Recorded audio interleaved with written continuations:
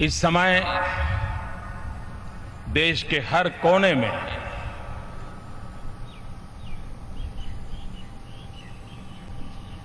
इस योग के कार्यक्रम से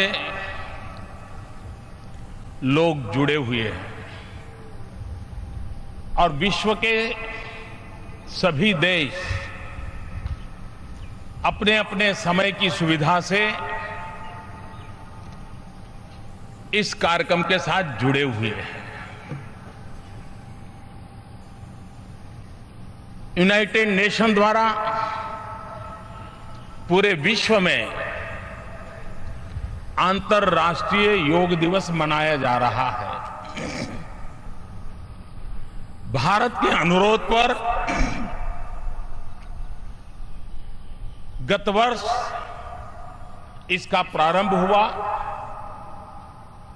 21 जून इसलिए पसंद की गई कि एक प्रकार से विश्व के एक बहुत बड़े हिस्से में आज का दिवस सबसे लंबा दिवस होता है और एक प्रकार से सूर्य से निकट नाते का ये पर्व होता है और उसे ध्यान में रखते हुए 21 जून को अंतर्राष्ट्रीय योगा दिवस के रूप में पसंद किया गया। पूरे विश्व का समर्थन मिला।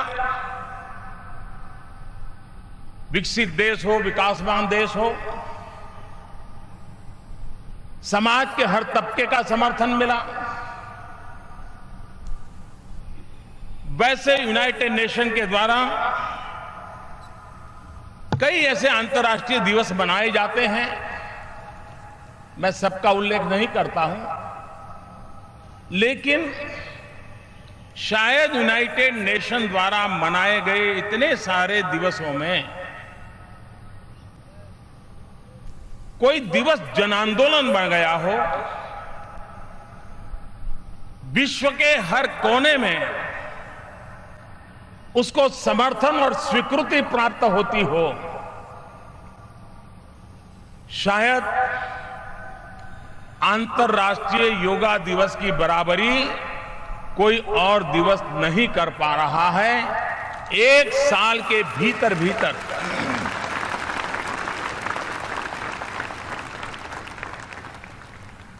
अंतर्राष्ट्रीय अनेक कार्यक्रम होते हैं। यूएन के द्वारा वर्ल्ड कैंसर डे होता है, वर्ल्ड हेल्थ डे होता है, वर्ल्ड मेंटल हेल्थ डे होता है, वर्ल्ड एज डे होता है, अनेक और भी कई हेल्थ को लेकर के भी अनेक दिवस यूएन के द्वारा मनाए जाते हैं।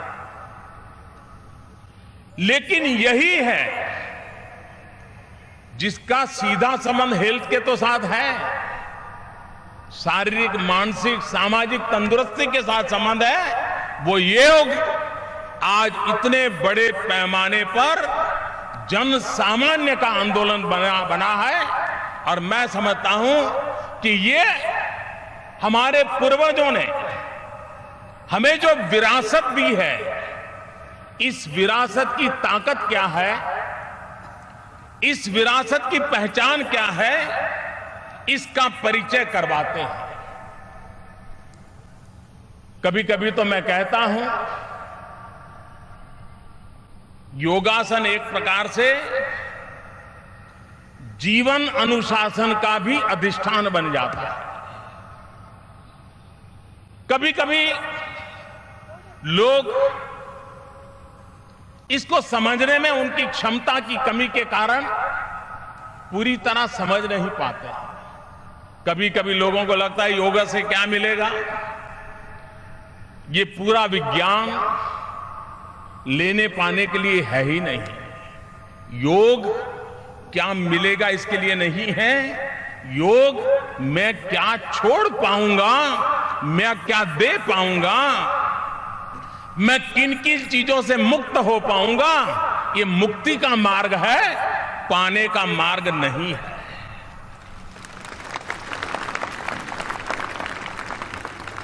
सभी संप्रदाय, धर्म, भक्ति, पूजा पाठ वो इस बात पे बल देते हैं कि मृत्यु के बाद इहलोक से निकल करके जब परलोक में जाएंगे तो आपको क्या प्राप्त होगा। आप अगर इस प्रकार से पूजा पद्धति करेंगे, ईश्वर की साधना आराधना करेंगे तो आपको परलोक में यह मिलेगा। योग परलोक के लिए नहीं है। मृत्यु के बाद क्या मिलेगा इसका रास्ता योग नहीं दिखाता है, और इसलिए यह धार्मिक कर्मकांड नहीं है।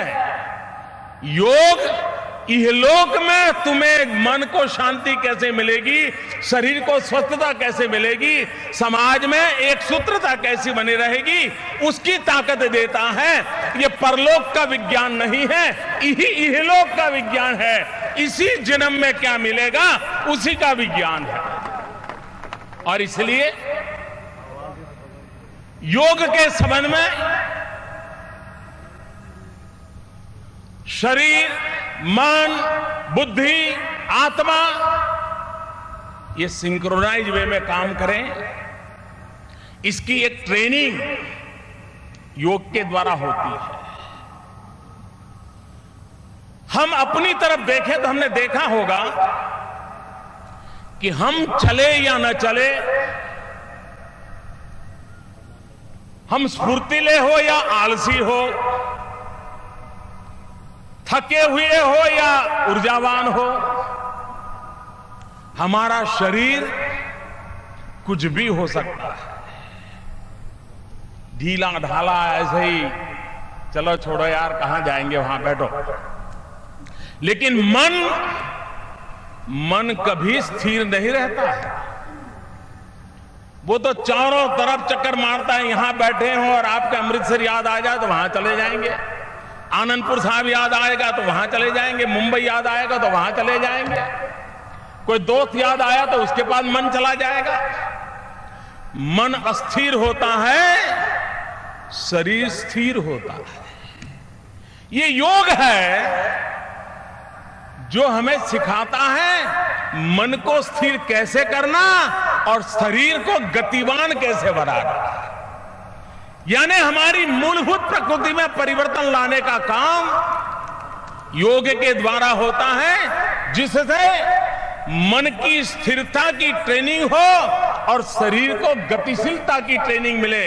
और अगर ये बैलेंस हो जाता है तो जीवन में ईश्वर दत्त जो ये हमारा शरीर है वो हमारे सभी संकल्पों की पूर्ति के लिए उत्तम माध्यम बन सकता है।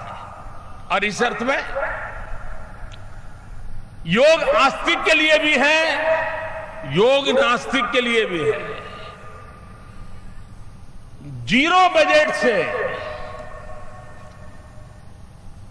दुनिया में कहीं पर भी हेल्थ इंश्योरेंस नहीं होता है, लेकिन योग ऐसा है जो जीरो बजट से हेल्थ एश्योरेंस देता है।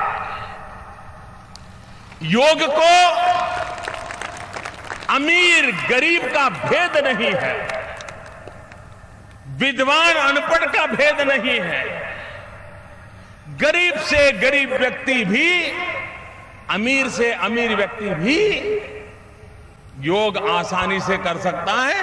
किसी चीज की जरूरत नहीं है, एक हाथ फहराने के लिए कहीं जगह मिल जाए वो अपना योग कर सकता है और अपने तन मन को तंदुरुस्त रख सकता है।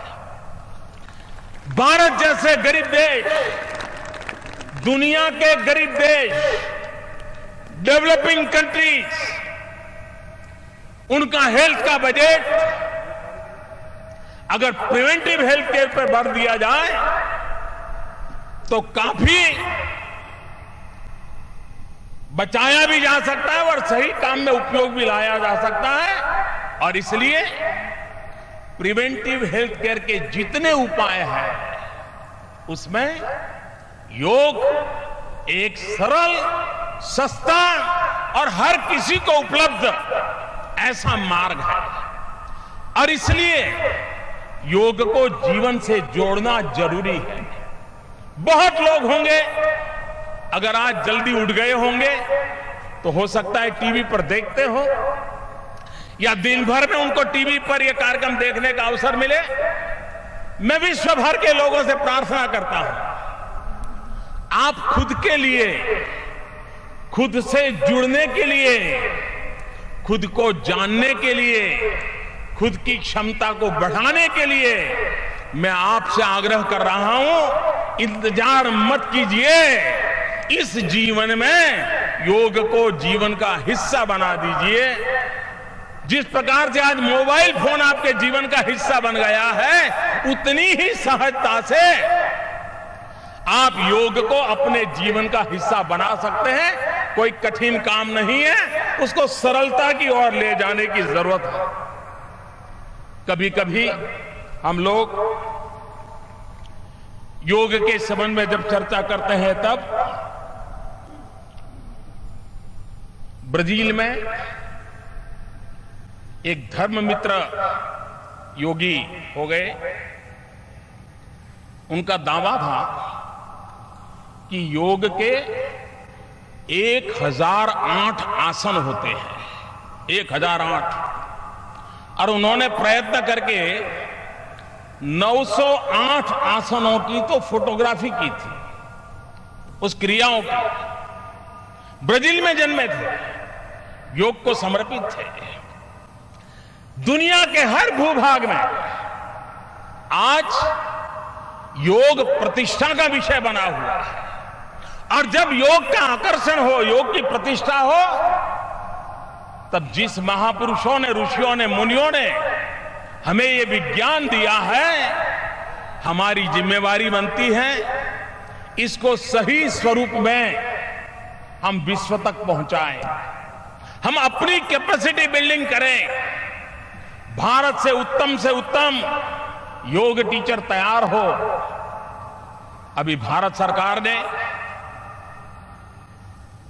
गुणवत्ता के लिए जो काउंसिल होती है, क्वालिटी काउंसिल, उसने योग की ट्रेनिंग कैसे हो, योग के ट्रेनर कैसे हो, उसकी कुछ नॉर्म्स तय करने की दिशा में काम किया है।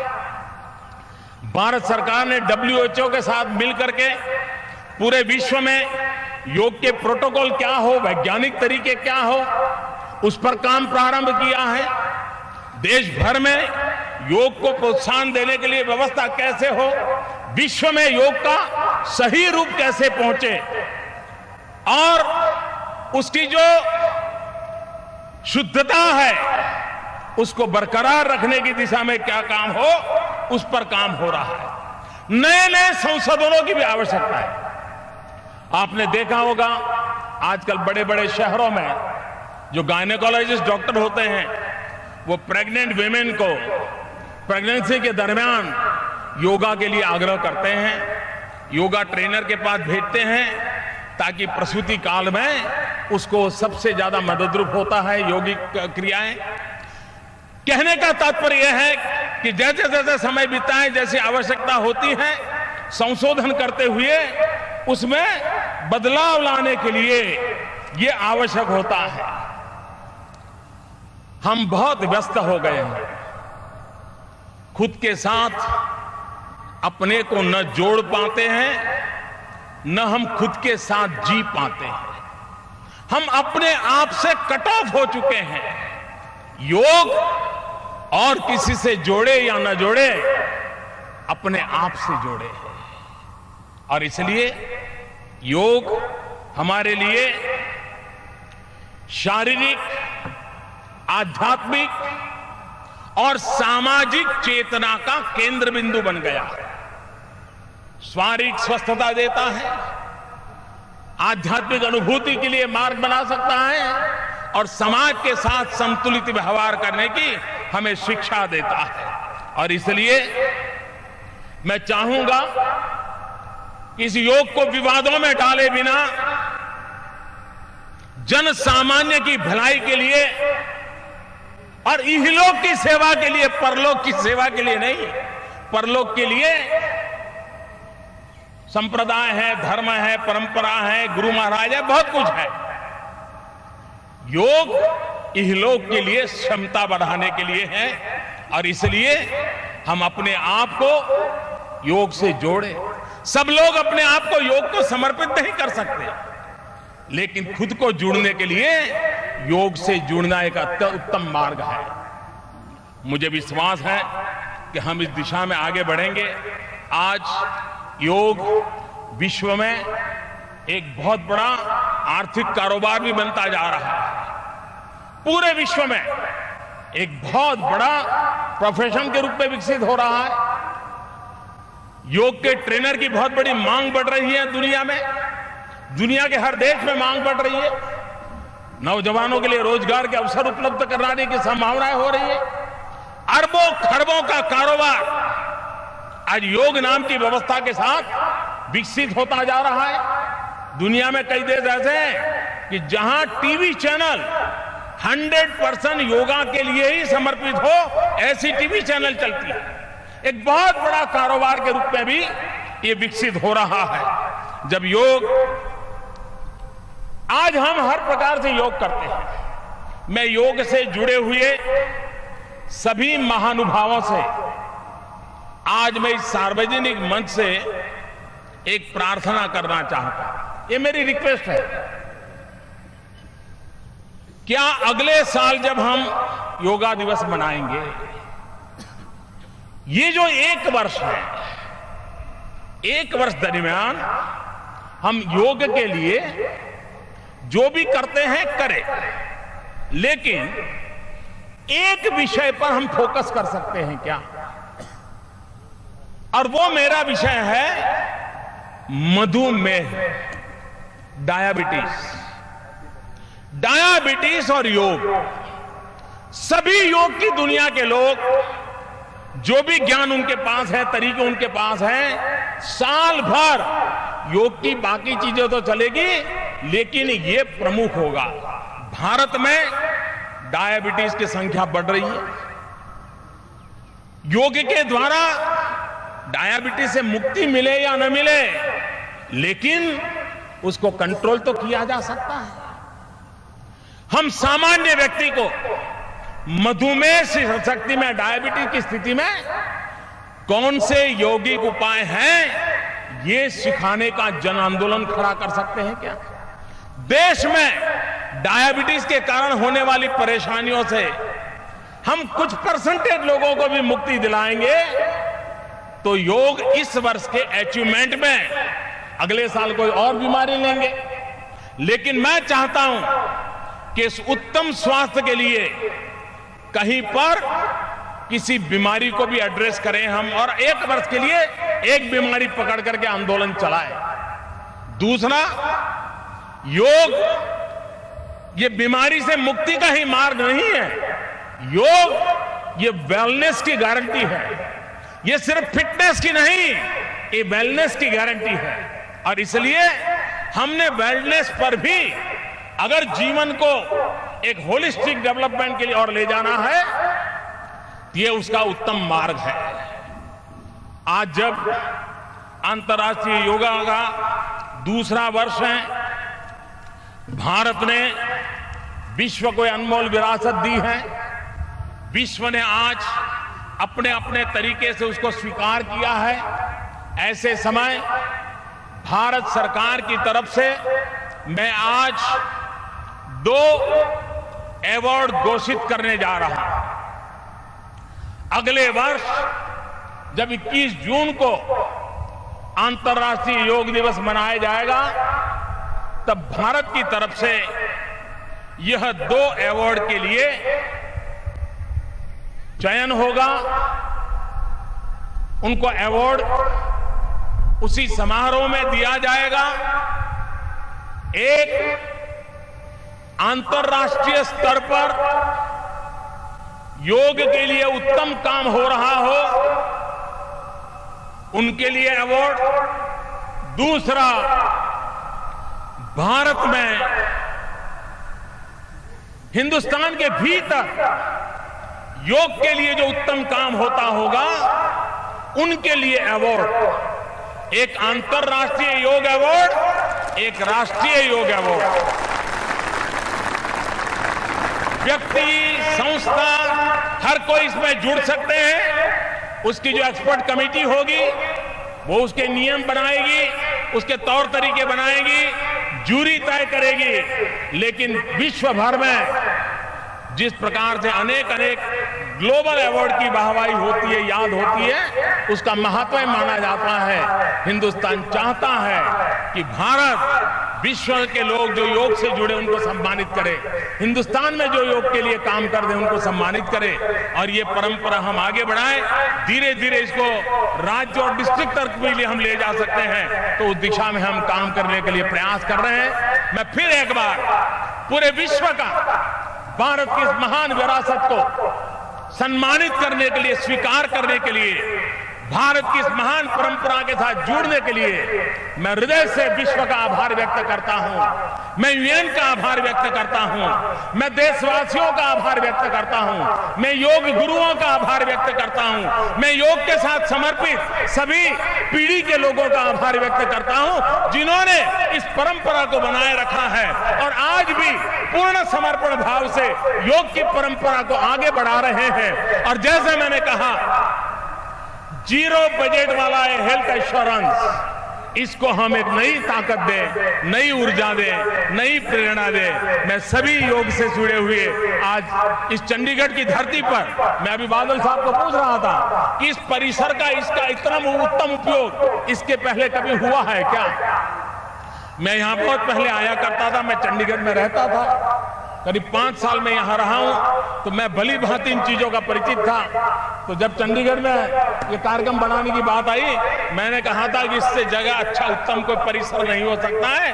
और आज इस परिसर का उत्तम उपयोग देख करके मन को बहुत ही आनंद हो रहा है कि हजारों की तादाद में योग के साथ जुड़े लोगों को देख करके मन को बड़ी प्रसन्नता होती है, और विश्व पूरा जुड़ रहा है। ये अपने आप में गर्व की बात है। मैं फिर एक बार इस महान परंपरा को प्रणाम करते हुए, उज्जवल भविष्य की कामना करते हुए बहुत बहुत धन्यवाद। स्मार्टफोन और सोशल मीडिया पर अपने आप का अपडेट करने वाले नौजवानों, अगर तुम कहीं पर बैठे तो फेसबुक पर अपडेट करते हैं, कहीं चाय पी रहे तो नौजवान फौरन फेसबुक पे लिखते हैं कि मैं रशीद खान के साथ चाय पी रहा था। मौलाना जियाउद्दीन साबरी साहब मस्जिद से बाहर निकले तो मौलाना को बोलते, मौलाना एक सेल्फी।